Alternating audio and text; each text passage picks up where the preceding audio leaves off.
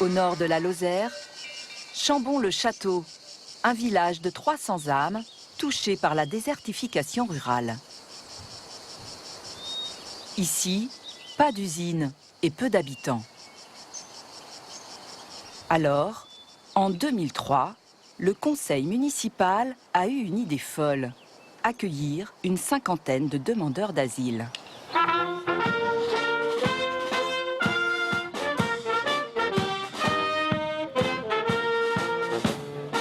Ici, enfants chambonnais et d'autres venus du monde entier vivent ensemble. Dans les rues, on croise des Nigérians, des réfugiés du Bangladesh, des Albanais, des étrangers qui ont fui leur pays où ils étaient en danger de mort.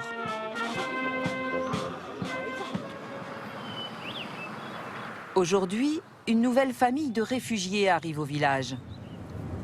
Sarah, la directrice du centre de demandeurs d'asile, est allée la chercher à la gare. Ce sont des Syriens victimes de la guerre.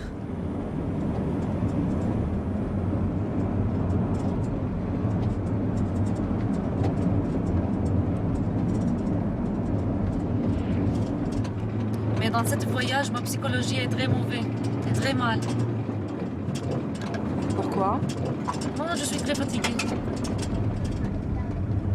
Manal a choisi de demander l'asile à la France car sa sœur y vit depuis 8 ans.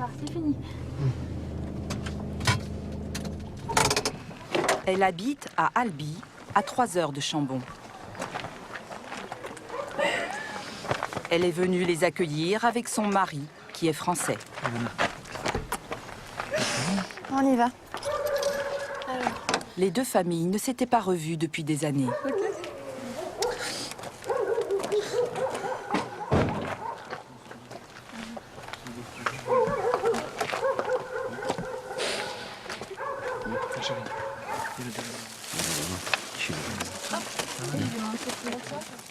Ils vont habiter dans cet appartement mis à leur disposition par le centre des réfugiés de Chambon. Amandine, une salariée du centre, est chargée de faire l'état des lieux. Les murs, c'est doté comme passable puisque je vois qu'il y a du scotch, ça a été un peu abîmé. Hein. Donc voilà. J'ai marqué que donc, les murs étaient en tapisserie, qu'il y avait quelques trous, mais que dans l'ensemble c'était passable. Est-ce que vous voulez rajouter quelque chose? Non, c'est bon. Après, je m'en vais, après je vous laisse tranquille. C'est long, c'est fastidieux, même pour la famille où franchement ça va être un peu nouveau pour eux. Ils ne doivent pas bien comprendre ce qui se passe, pourquoi on regarde ça dans le détail. On leur fait remplir plein de trucs, on leur fait signer et c'est un peu... Mais en même temps, c'est essentiel, quoi. Il faut pouvoir dire comment c'est et ça responsabilise aussi si certaines personnes ne le sont pas trop, quoi, ou pas habituées. N'hésitez pas à poser toutes les questions que vous avez. Hein, ouais. Il n'y a pas de problème là-dessus, hein. On est là, hein. On est là pour ça. Hein. À Damas, Khaled était avocat. Les enfants étaient choyés. Ils étaient propriétaires d'un vaste appartement dans la capitale. C'est ma fille, Dana. Et mes enfants, Jawad et Wissam.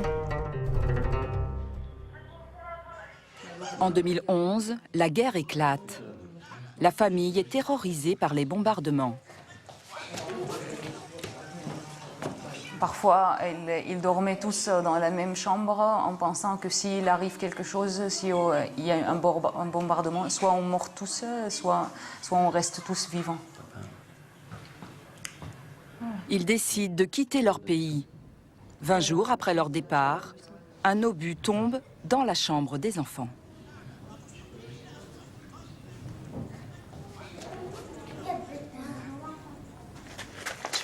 Doucement, doucement, Taïm.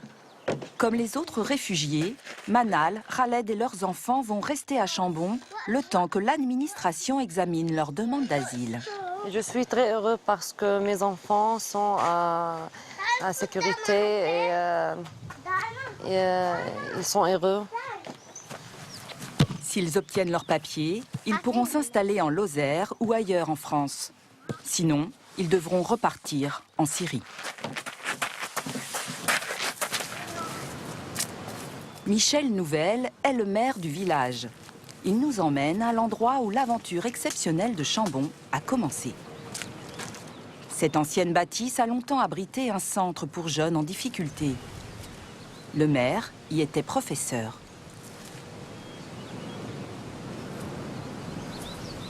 Dans cet état, ça me fait beaucoup de peine, évidemment. Peine tout d'abord pour moi, puisque j'ai passé quand même 22 ans de ma carrière d'enseignant dans cet établissement-là.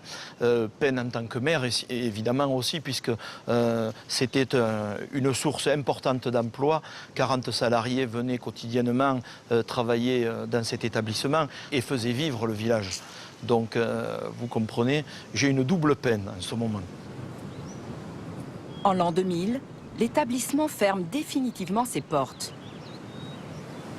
Alors, le conseil municipal décide d'accueillir un CADA, un centre administratif pour demandeurs d'asile, qu'il installe dans cet immeuble au centre de Chambon.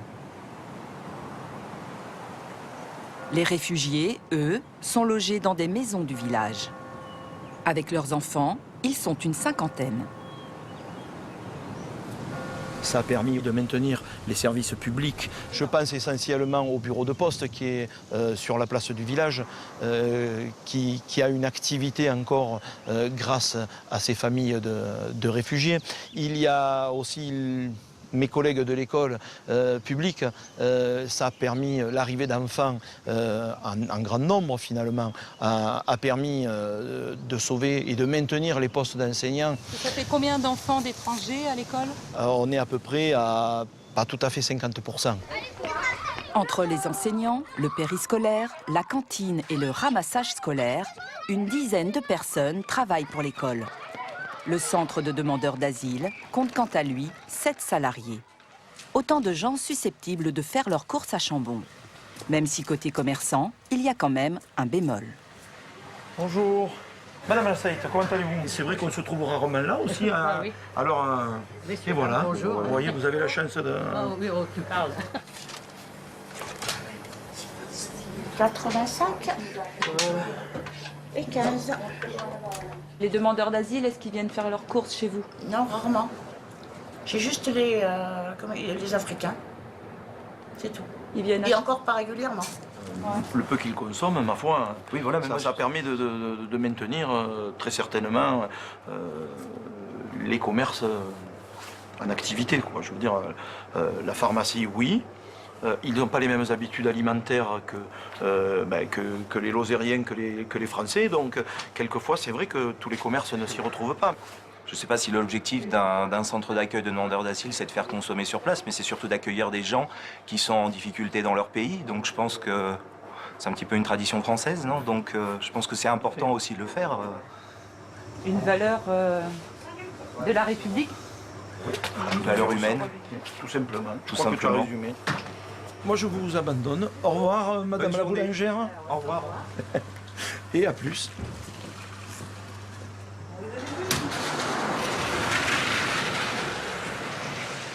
Parmi les réfugiés, il y a Zia. Il est albanais et il vit à Chambon depuis 1 an et demi avec sa femme et sa petite fille, Stella. Ils ont fui l'Albanie où ils étaient menacés de mort.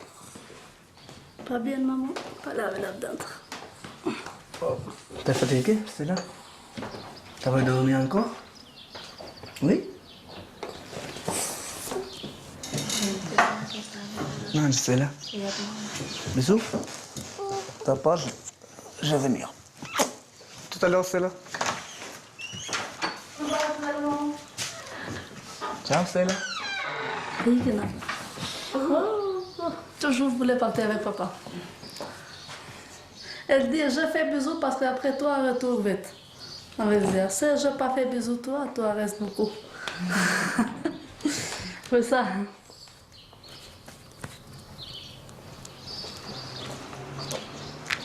Depuis son arrivée, Zia s'est fait pas mal d'amis. Salut Zia. Bonjour, ça va? Ouais, nickel. Bonjour.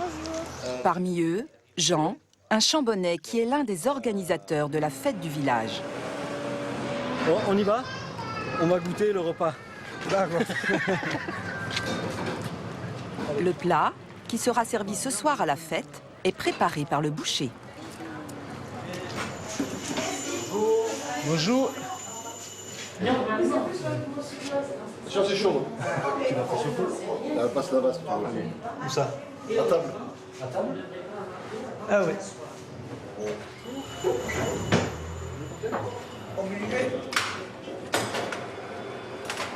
C'est très très beau. Bon, ça va.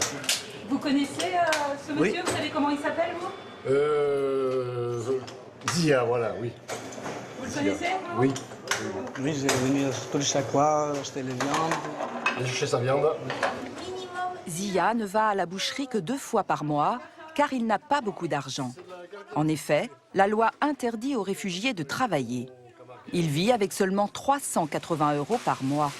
C'est la somme que l'État lui verse en attendant que l'administration statue sur sa demande d'asile. Ils n'ont pas beaucoup d'argent, mais enfin, bon, c'est des gens, ils se contentent avec, ils prennent beaucoup de flancher, donc... De quoi? Du flancher. C'est un morceau de bœuf qui coûte pas trop cher. Et ils le préparent, bon, ils ont des façons de cuisiner, ils savent le cuisiner. C'est combien de kilos, ça? À 2,70 € au kilo. 2,70 € 2,70 €, ouais. Ça existe une viande à 2,70 €? Ça existe, oui, ça existe. Allez, merci. Au revoir. Allez, au revoir.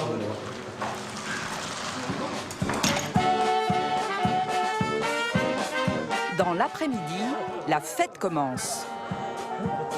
Tous les Chambonnais et les réfugiés se retrouvent ensemble.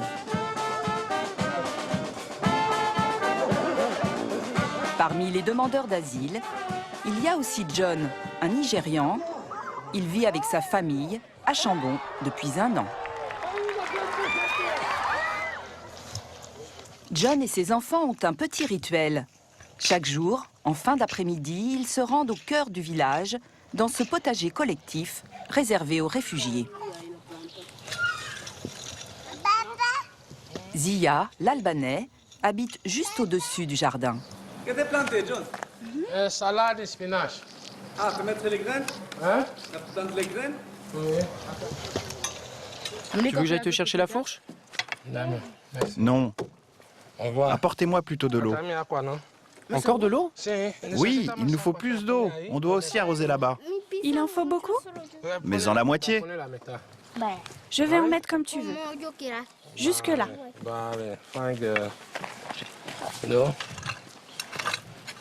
La famille de John est trilingue. La maman, Claudia, une réfugiée de Bolivie, parle espagnol. John parle anglais. Les enfants, Joshua et Emily, ont appris le français et servent d'interprètes. Non, Mélanie, non.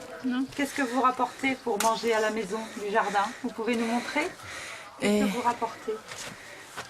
Non, pas compris. Pas compris. ¿Qué cogíamos para del jardín? Ah, des épinards.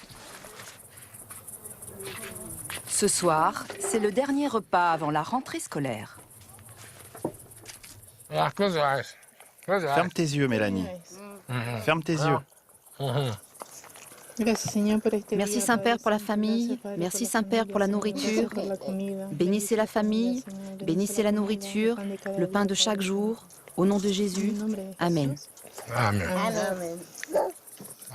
John a fui le Nigeria. Chrétien, il a été agressé par les islamistes de Boko Haram. Pour avoir le droit de rester en France, John et sa famille ont fait une demande d'asile. Ils attendent le résultat.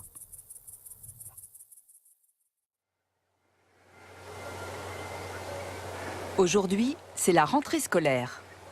Peggy Campbell est la directrice de l'école.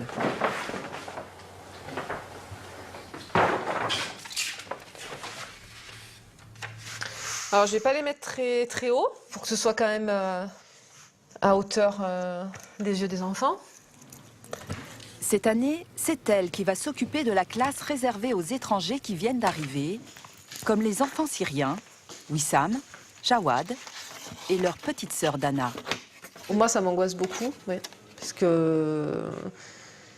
parce qu'ils ont, a priori, certainement, malheureusement, vécu des choses extrêmement traumatiques.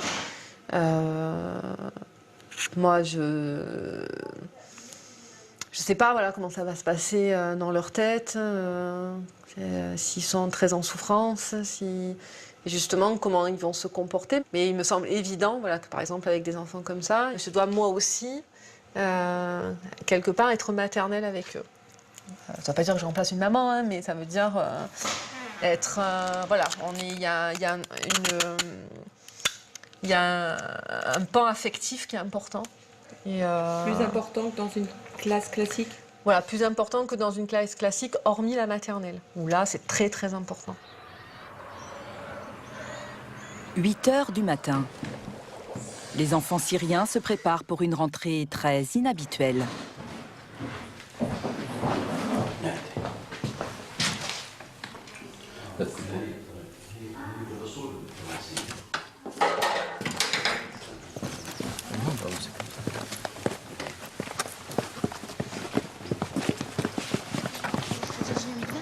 Nouveau pays, nouvelle langue, nouveaux camarades et aussi nouvelle maîtresse.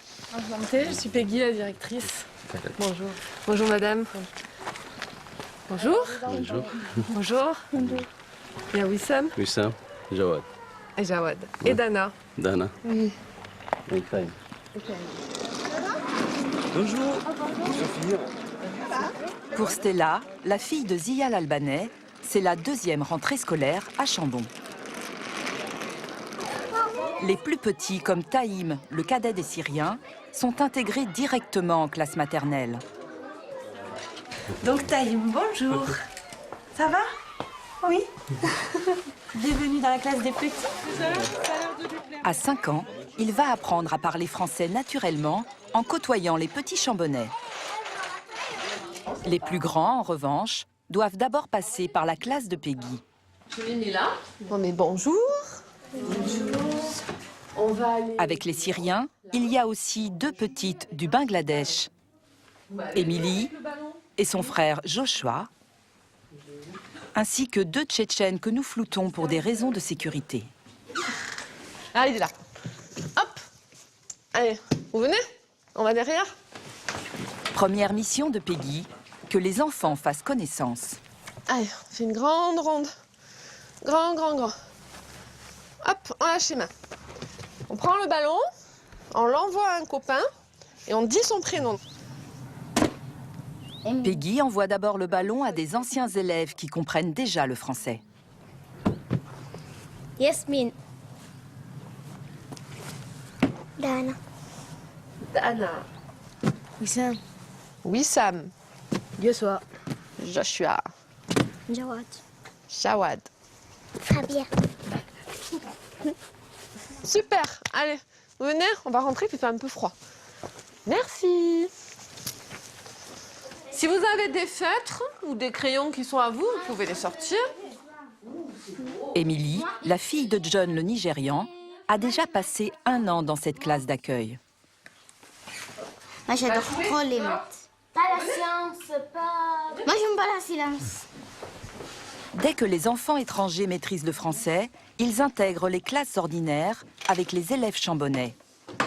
Et aujourd'hui, c'est à Émilie de quitter la classe de Peggy. Est-ce que tu es contente d'aller dans la classe des CPC, là? Oui. Oui. Tu préférerais rester avec Peggy? Mais tu préférais rester parce que tu me connais et parce que tu connais pas encore la maîtresse Anaïs. Mais quand tu vas connaître la maîtresse Anaïs, peut-être tu vas plus vouloir revenir dans ma classe. Tu seras très contente. Ça peut être un moment un peu difficile pour certains enfants parce que là, c'est une classe qui est petite, enfin petite en nombre d'élèves et qui est, voilà, comme je disais, il y a une phase de cocooning justement, on est très proche des élèves. Donc c'est vrai que c'est toujours ça peut être un petit moment un peu angoissant pour eux, voilà, ils passent dans une autre classe. Alors Émilie, elle va dans la classe à côté et vous restez là, je reviens. Bonjour. J'accompagne Émilie. Qu'est-ce qu'on dit à Émilie? Bonjour. Alors c'est là son bureau? Oui, voilà. Et voilà. Émilie est une bonne élève, motivée et consciencieuse. Est-ce que tout le monde a son étiquette? Oui. Anthony. Anthony. Mais les chiens font wouf. Allez. Les enfants syriens, eux, ont encore tout à apprendre.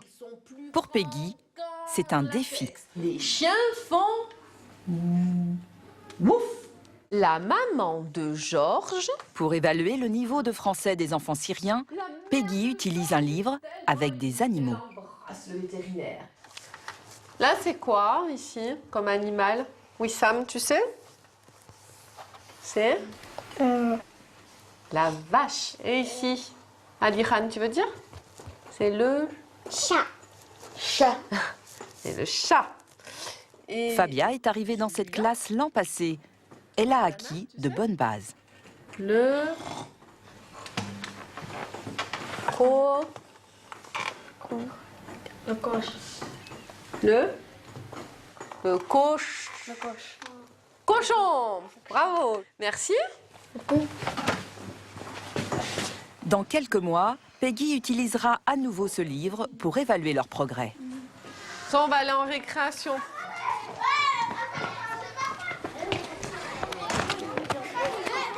La récréation, un moment propice pour se faire des copains. Pas besoin de maîtriser le français pour jouer à la marelle. Dana l'a bien compris. Pour ses grands frères, les premiers pas sont plus hésitants. Mais ils devraient très vite se sentir à l'aise, comme l'est Stella, la petite albanaise, arrivée il y a 18 mois. Nina, 5, Louise. Elle ne compte plus ses copines.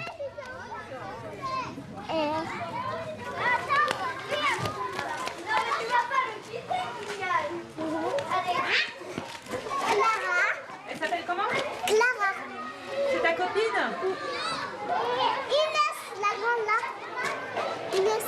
Et t'as combien de copines? 1, 2. Attends. 1, 2, 3, 4. 4 copines. Et celle-là, ça la grande. Ça fait 5. Stella est aussi souriante et insouciante que les enfants français.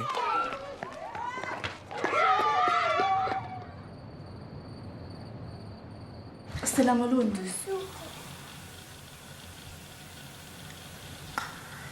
Pourtant, à leur arrivée en France, ils ont dû dormir dehors.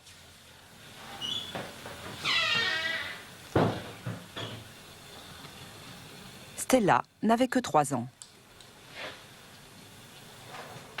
Le plus terrible, c'était de voir mon enfant tremper, trembler dans mes bras à cause du froid.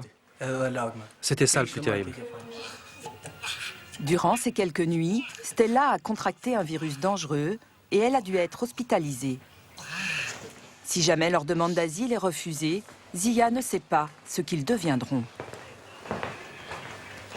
Ça me fait vraiment très peur. J'y pense et j'y repense sans cesse.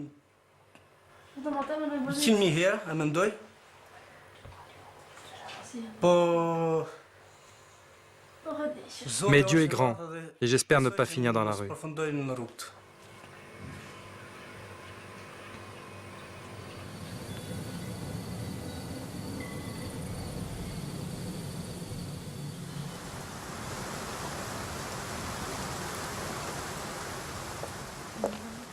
Deux semaines plus tard, le jour tant espéré par Zia et Jansiana est arrivé.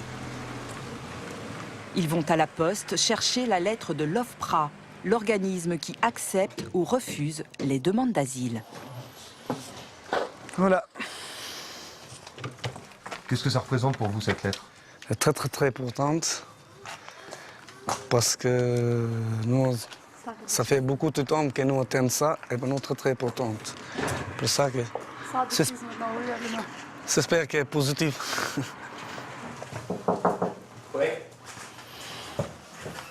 Voilà. Bonjour. Pour l'ouvrir, il préfère être accompagné de Tibère, un conseiller du centre de demandeurs d'asile. Merci. Par contre, j'ai pas pris de champagne. Oui, bah... Parce que je sais pas encore. Voilà. On va le prendre vite.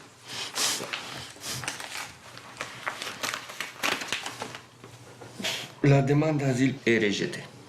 Qu'est-ce que c'est ça? Donc la réponse est négative. Ouais. D'accord. Ok. Bon. C'est parfait. L'OFPRA, l'organisme qui vient de rejeter leur demande d'asile, s'appuie sur des listes de pays classés sûrs ou non sûrs. Or, l'Albanie a rejoint la liste des pays sûrs récemment. Quelques mois plus tôt, la demande de Zia aurait pu être acceptée. Vous retournez au pays. Vous envisagez pas de revenir en Albanie? Non, non, non, non, ça, non, pas possible de tout en Albanie parce que pour nous, c'est très, très dangereux. En plus, ma fille, il y a 2 ans qu'elle est partie, il y a 2 ans qu'elle est partie à l'école, et maintenant, elle parle très bien français, elle parle plus français qu'albanais.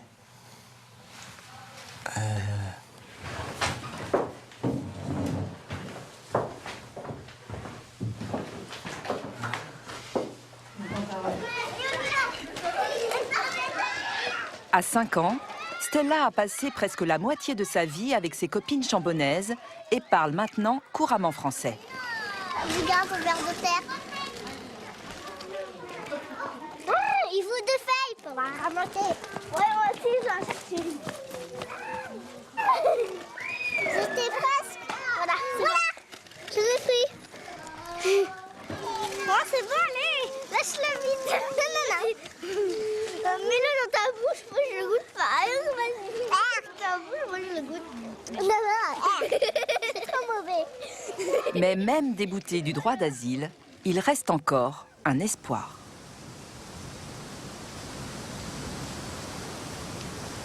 Ronita a 19 ans. Avec sa famille, elle a fui le Kosovo. Quand elle arrive à Chambon en 2007, elle est âgée de 12 ans. Bonjour. Ah, voilà Ronita. Coucou les enfants. Ça va? Comme les enfants syriens, Ronita ne parlait pas un mot de français. Coucou. Bonjour. On va aller s'asseoir là? Elle va vous raconter un petit peu son histoire, comme ça peut-être que vous allez trouver qu'il y a des ressemblances avec la vôtre, et peut-être aussi que ça va vous donner une idée de ce que sera peut-être votre parcours à vous après. Et toi aussi, tu as quitté ton pays. Oui. Donc ton pays, c'était lequel? C'était le Kosovo, moi je viens du Kosovo. Vous connaissez, vous savez où c'est le Kosovo? Non. Tu peux leur montrer sur la carte? Sur la carte, ouais, je peux leur montrer. Alors c'est un tout petit pays. C'était juste là. Mais là, on le voit pas parce que la carte, elle est assez ancienne, je pense.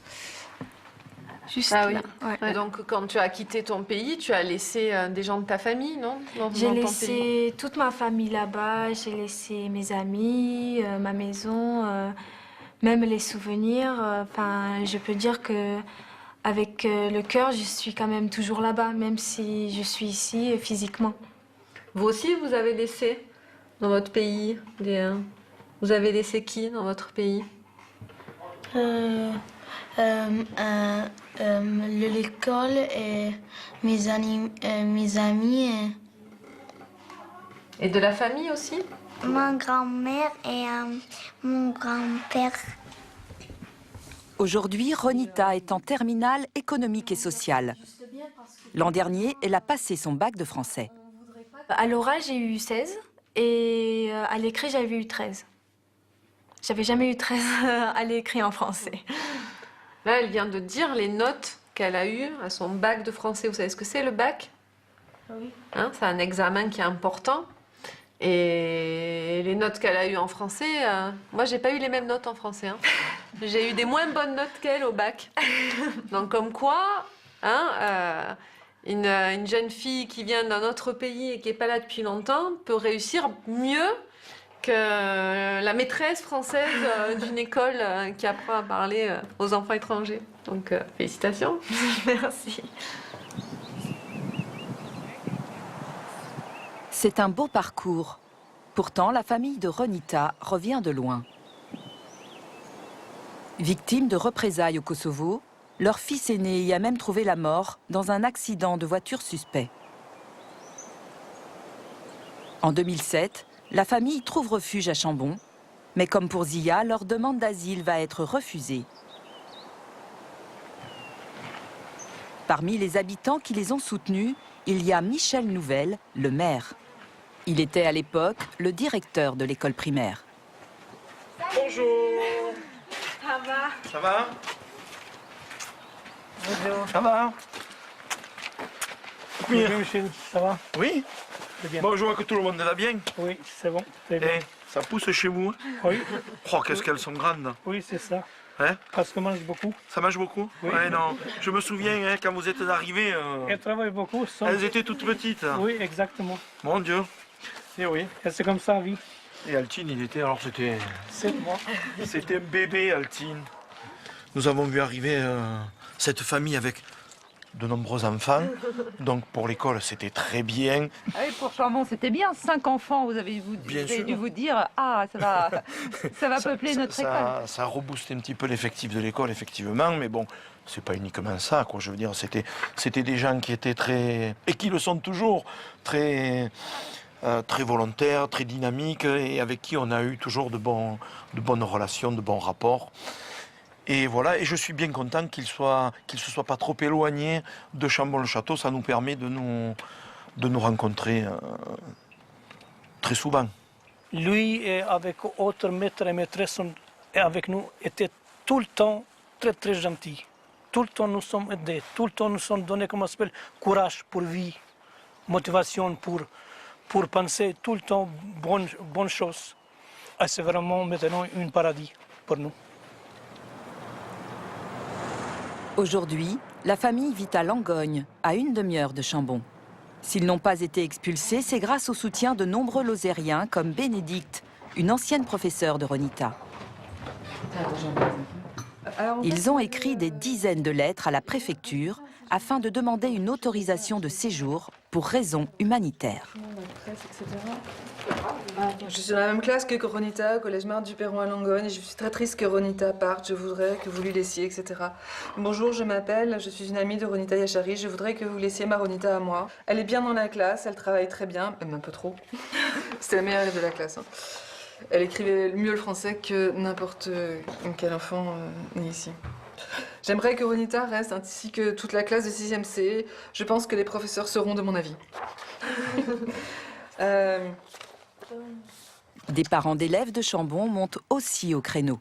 Je trouve dommage que l'on ne puisse pas prendre en compte qu'ils ne sont pas là pour profiter, mais tout simplement parce qu'ils se sentent plus en sécurité. J'aurais honte de voir Fatmir, Dulcimé, Ronita, Edita, Artiola, Korab et Altine reconduits à la frontière. Ce soutien a été décisif. La préfecture leur donne le droit de rester et de travailler. En septembre, Dulciné fait le ménage dans un collège. pour l'audience, Fatmir se fait embaucher comme maçon. Puis en 2013, ils obtiennent la nationalité française.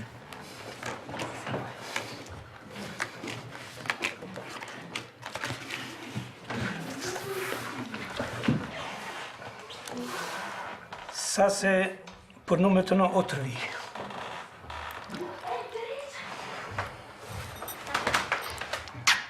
Et je suis, comment ça s'appelle, je suis très content. Très content. Heureux. Oui, oui, c'est ça. Exactement.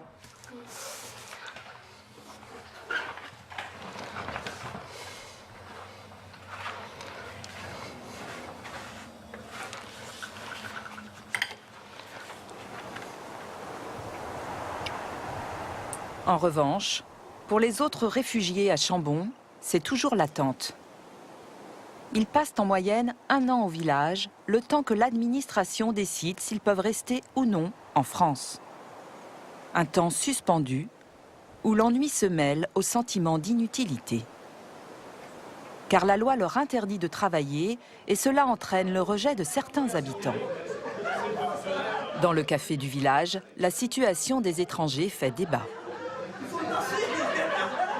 Ils ne cherchent même pas à avoir un boulot par ici, hein. Ils vivent au jour le jour et nous on les paye. Moi, pour mon opinion, moi c'est comme ça. Et je pense qu'il y en a beaucoup qui c'est comme ça aussi. Est-ce que vous savez que la loi leur interdit de travailler? Qu'ils n'ont pas le droit de travailler, les demandeurs d'asile? Oui, mais en attendant, nous on les paye. On leur aide. Surtout ça. Nous on leur aide, nous on travaille, on leur aide. Mais eux, ils n'ont pas le droit de travailler, ils ne nous aident pas. C'est juste la loi qui Non, mais il faut arrêter. La loi changerait qu'ils puissent travailler. Je suis sûr qu'il y en a un paquet qui voudraient travailler, qui meurent d'envie de travailler. C'est juste la loi qui a changé. Si la loi interdit de les faire travailler, ils ont qu'à rester chez eux, on n'a pas besoin d'eux ici. Voilà. Nous ici, on travaille, on essaie de gagner notre pain, comme on dit, et gagner 4 sous, et arriver à vivre, et on n'a pas besoin de sortir de l'argent pour eux. Voilà, c'est tout. L'État verse une allocation de subsistance aux familles de demandeurs d'asile. Environ 120 € par personne et par mois. Est-ce que vous savez ce que ça veut dire être demandeur d'asile par rapport à être immigré? Est-ce que vous voyez la différence ou pas?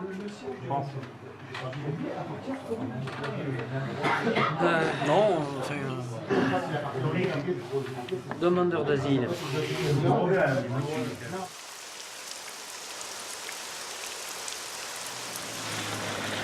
Le lendemain, même bar, mais toute autre ambiance. Le soir, Zia vient souvent ici faire une partie de fléchette avec ses amis chambonnais.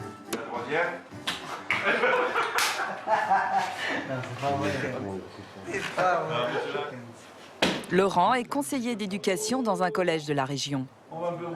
Pour lui, la loi est mal faite. Je ne savais pas du tout que les demandeurs d'asile n'avaient pas le droit de travailler, que c'était c'est un non-droit, quoi. Et ça, je trouve qu'au niveau de la législation, c'est vraiment quelque chose à repenser, quoi. Parce que ils pourraient... Zia, vous aimeriez travailler? Ah mais tous, moi tous ceux avec qui j'ai discuté, vous vous rendez compte, c'est long quand même, passer ces journées quand on est en pleine force de l'âge, quand on est en pleine santé et autres. Je veux dire, il y a des moments, ça doit être pénible, quoi. Ça doit être pénible. Zia a travaillé dès son adolescence en Albanie où il était agriculteur et maçon. Aujourd'hui, à 37 ans, il vit difficilement ce désœuvrement et aussi les regards critiques. Vous allez charger. Partout, il y en a un petit peu des... On le dit Laurent aussi, un petit peu des racisme, des ça, mais ça, c'est la vie.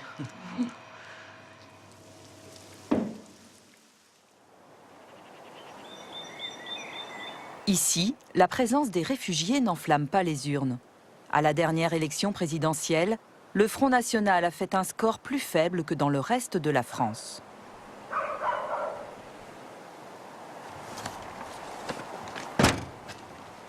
Les fêtes de fin d'année approchent. Monsieur le maire, accompagné d'un bénévole, porte des colis de Noël aux personnes âgées. Vous avez été sage, alors le Père Noël passe? Ah bon? Hein? Non? Il n'est pas passé chez moi. Eh bien, regardez, il est là, il arrive. Vous me dites, mais il est bien gros. Ah, il est gros, pas tant que ça. Tiens, je vous le pose là, hein. Vous aurez le temps de le déballer à votre aise. Passez à côté, là. Ah mais non, mais il faut... Je vais passer à côté. Je suis pas la grand-mère, ouais. On voulait pas arriver trop tôt parce que je savais que tous les dimanches, vous écoutez la messe. Ah mais vous êtes bien informé. Il y a quelques années... Thérésia est née à Chambon. Elle a 95 ans. C'est la doyenne du village. Quand elle était enfant, Chambon comptait 2 fois plus d'habitants. Nous avions 2 écoles bien garnies, puisqu'il y avait beaucoup d'enfants dans les campagnes et qui prenaient des pensionnaires. Ils avaient 50 ou 80 pensionnaires, alors ça comptait. Il avait sa fanfare. Et des commerces, il y avait tous les petits métiers, le bourrelier, le cordonnier, la modiste. Tout ça s'est créé du monde. Ça vous a fait quoi de voir le Chambon se vider? Mais on ne pensait pas que ça puisse en arriver là, quand on toucherait le fond. Il y avait un vieux qui me disait « Tu les vois tous partir comme des fous. Et ils reviendront comme des loups affamés. » Mais tout le monde est parti, mais n'est pas revenu. Alors qu'est-ce que vous en pensez de cette solution d'ouvrir un centre pour demandeurs d'asile dans le village? C'est pas mal, qu'est-ce que vous voulez? Ils sont discrets, ils ne gênent pas. Ils sont... Nous, on n'a rien contre. Je pense qu'ils n'ont rien contre nous. Certains ont un peu plus d'approche, mais on ne les connaît pas beaucoup. Il y en a qui ne savent même pas parler français. Il y avait plein de maisons vides, mais ils ont occupé les maisons. C'est vrai que ça a permis aussi, comme vous le disiez, de voir des maisons se réouvrir. Ils ont occupé, voilà, donc déjà... Et apporter un profit. Il faut prendre les choses comme elles sont.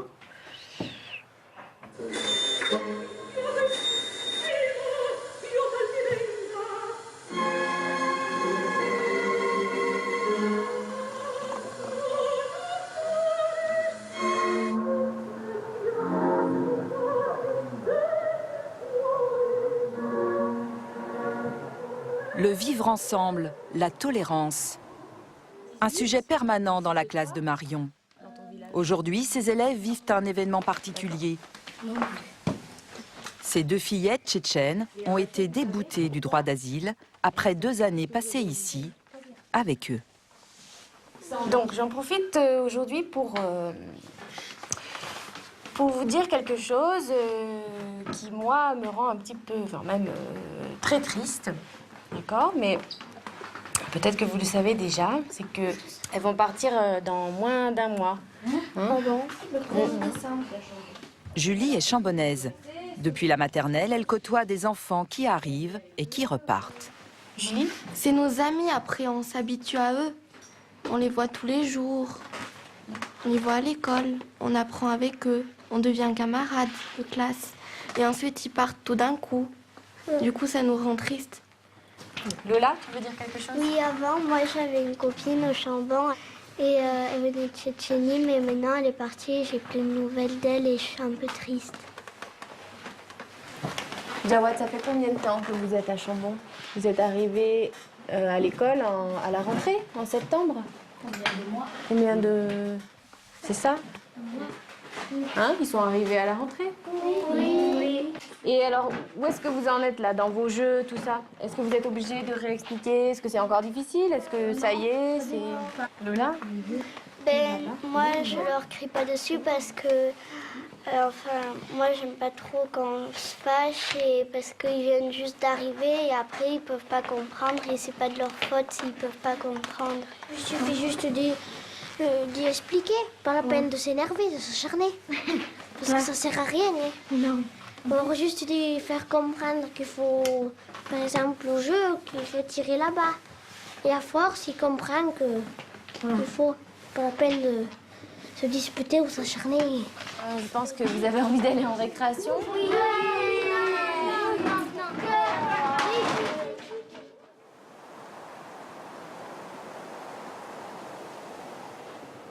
Nous retrouvons les enfants syriens. En arrivant à Chambon, ils ne connaissaient quasiment pas un mot de français. Qu'en est-il aujourd'hui, 5 mois plus tard ? On va regarder à Bois-Georges, on va raconter l'histoire et vous allez essayer à chaque fois de bien dire une phrase, d'accord ? Et qu'est-ce qu'il va trouver à l'intérieur de Georges ? Dana ? Il met la main dans les bouches de Georges, dans le gueule de Georges, loin. Après, il prend un chat. D'accord, il sort un chat. Il sort un chat. Il met sa main encore plus loin, encore. Après, et il prend il sort un vache. Oh, et la maman, il fait bisous au vétérinaire. Elles ont fait de très gros progrès, où maintenant ils peuvent vraiment construire des phrases avec une vraie structure et produire des phrases qui sont correctes et même arriver à raconter des événements. Et la prochaine étape, ça va être peut-être de travailler sur aussi tout ce qui est temporel. Donc, pas faire à proprement dit de la conjugaison, mais pouvoir parler au passé, au présent, au futur, ce qu'on n'a pas encore vraiment travaillé. À l'école, les enfants parlent français toute la journée et progressent très vite. Pour les adultes, c'est plus compliqué. Khaled, le père des enfants syriens, suit toutes les semaines le cours de français donné au centre des demandeurs d'asile. Bonjour. Son enseignante, c'est Peggy, l'institutrice de ses enfants. Elle utilise des jeux de rôle.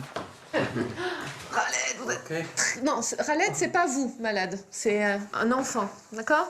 C'est Dana qui est malade. Ok, non malade. Dana malade. Malade, ok. Et vous téléphonez pour Dana. Bonjour, docteur. Oui, bonjour monsieur. Dana malade. Dana, c'est votre femme? Oui, malade. C'est votre femme? Non. Non, c'est votre fille. Fille, oui. Votre fille, d'accord. Dana fille. Malade, une cour.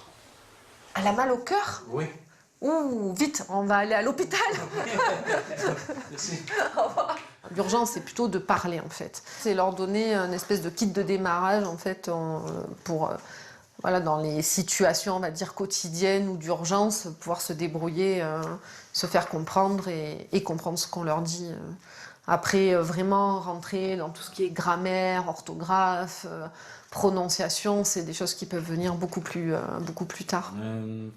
Le problème, c'est qu'il n'y a que 4 cours par mois.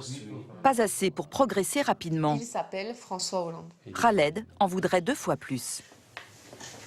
8 courses. Très bien.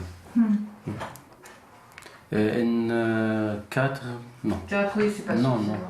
Moi, je suis un peu en fait impressionnée par Khaled parce que j'ai l'impression, enfin voilà, je suis son professeur, mais je pense qu'en fait c'est quelqu'un qui aurait beaucoup plus à m'apprendre que moi je n'ai à lui apprendre.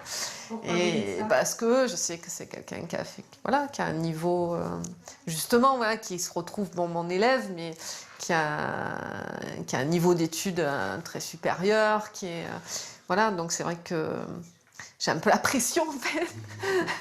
Mais oui, je sens que c'est quelqu'un qui a envie d'apprendre et puis qui sait apprendre. Au revoir.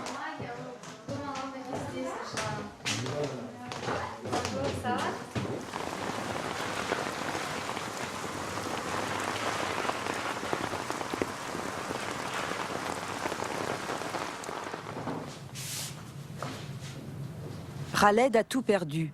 Son pays, ses amis, mais aussi son rang social. Son expérience d'avocat ne vaut plus rien ici s'il ne maîtrise pas le français.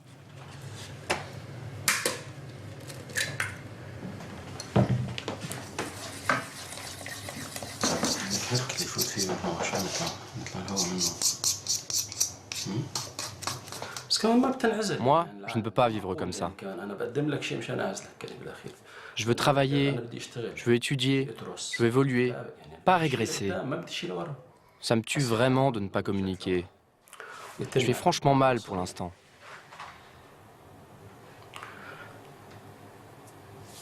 Peut-être que ça ira à l'avenir. Mais là, dans cette situation, je vais mal.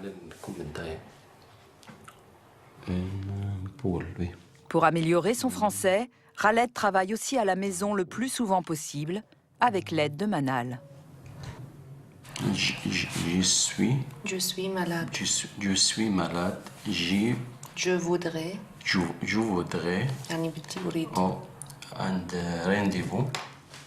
À eux deux, parviendront-ils à se reconstruire un avenir? Pour avoir le droit de travailler, il leur faut d'abord le statut de réfugié. La réponse va arriver dans quelques semaines.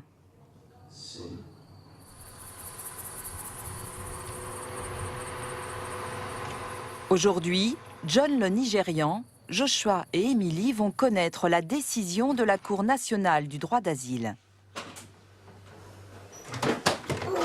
Mélanie, non, non.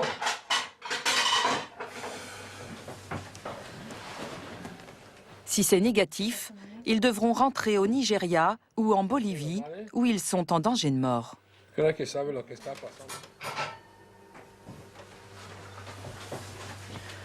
C'est au téléphone qu'ils vont apprendre la décision.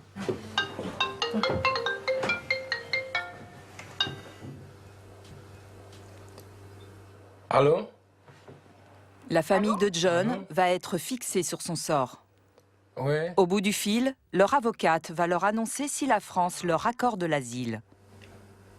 Je vous appelle, comme promis, pour vous dire le résultat que la Cour l'a affiché aujourd'hui. Donc, c'est pas bon. Ça, c'est un rejet. C'est la réponse est négative ou positive? C'est négatif. Négative. D'accord. On vient de me donner la réponse, Joshua. C'est négatif. Émilie, on m'a donné la réponse. C'est négatif.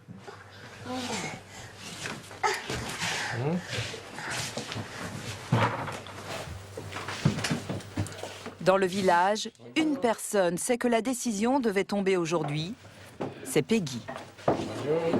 Bonjour.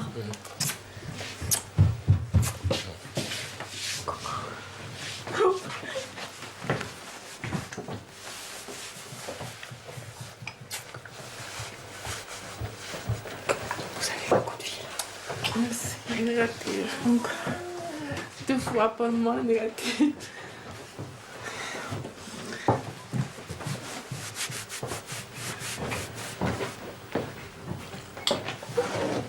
Pour eux, le compte à rebours est enclenché. Ils vont devoir rendre leur logement au centre de demandeurs d'asile. Avec les enfants, c'est catastrophe. Oui. Mais c'est pas fini. Oui. C'est pas fini. Il y a eu plein de familles comme toi, que j'ai connues avant, qui ont eu aussi négatif. Il y a une famille d'Albanais, ils sont à Langogne. Eux, ils viennent d'avoir la nationalité française. Et pareil, ils avaient eu négatif aussi pour l'asile politique. Donc c'est pas fini. Il y a encore quand même de l'espoir. Si vraiment ce que tu veux c'est rester et que tu veux pas repartir, ben on va se battre tous ensemble.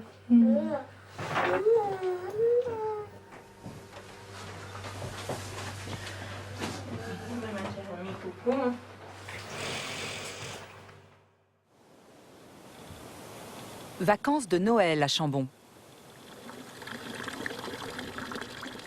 Ce 30 décembre, le petit Joshua voit le village pour la dernière fois. Dehors, il fait moins 10 degrés. Mais heureusement, Claudia et ses enfants ne vont pas dormir dans la rue. Grâce à la loi sur la trêve hivernale, l'État va les reloger en attendant qu'ils reçoivent le document leur demandant de quitter la France. C'est parti.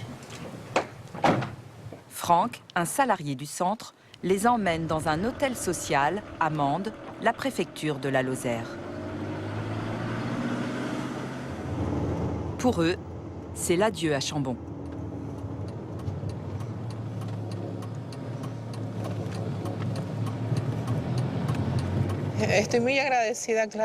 Je suis reconnaissante envers la France de nous avoir aidés.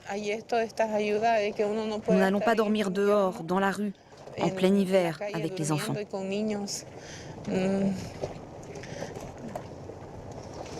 Mais pour autant, c'est très dur, très difficile de devoir vivre ici, puis là-bas, ici, là-bas encore, surtout pour les enfants.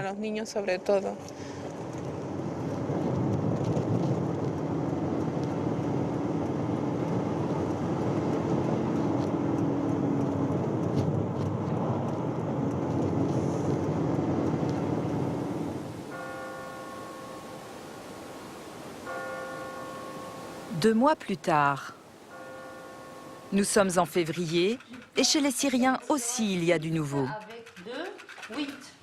Tout ensemble, allez-y. 1, 2, 3, 4, 5, 6. Et pour Taïm? Pour Jawad. Et pour Jawad. Allez-y, Taïm, pour chercher, allez-y. Ils ont reçu la fameuse décision de l'OFPRA, l'Office des réfugiés. Non. Oh non. On a reçu ces courriers depuis 15 jours. Vous trouvez 6 juin une décision du directeur général de l'OFPRA vous connaissant la qualité de réfugié.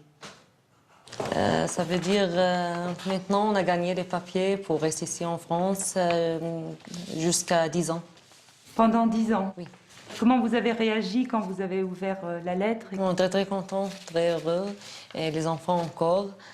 Parce que comme ça, laisser la guerre en Syrie, laisser toutes les choses très mauvaises, tous les souvenirs mauvais, et il faut commencer la nouvelle vie ici en France. Ici, pour l'homme, il y a beaucoup de valeurs. Mais dans notre pays, il n'y a rien de valeur. Ici, il y a de l'humanité, liberté, égalité, fraternité. Ça, c'est important. Oui.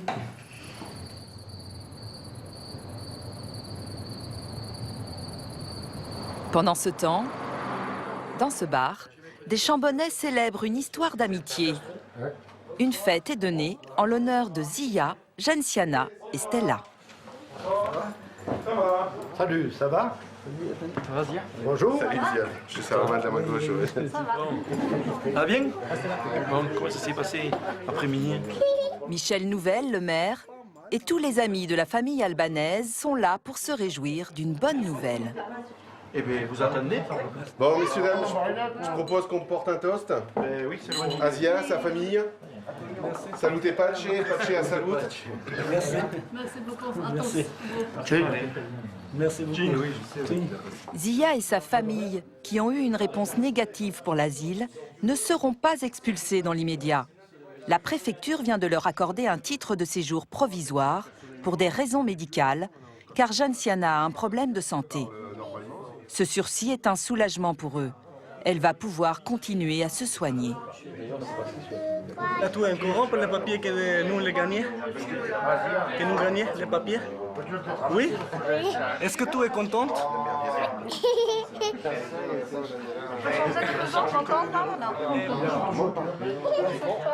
Le titre de séjour les autorise à rester 6 mois, mais sans aucune aide financière. Cependant, si Zia trouve un employeur, la préfecture pourrait l'autoriser à travailler. Anthony, un copain des fléchettes, aimerait l'aider. Je suis carreleur. Et un CDD, je pourrais, mais pas un CDI. Pas assez de travail actuellement. Et ouais. Et vous savez faire du carrelage, Zia? Oui. C'est vrai? En plus, ouais. Quand on faisait la salle des fêtes, Zia venait voir et il s'intéressait beaucoup. Ouais.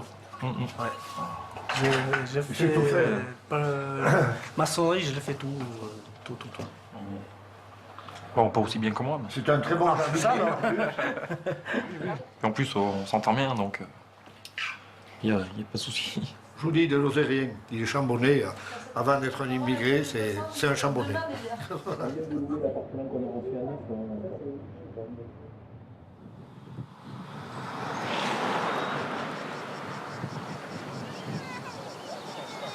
Pour ces réfugiés, qu'ils aient obtenu ou pas le droit d'asile, Chambon aura été pour eux une escale paisible, une oasis d'humanité.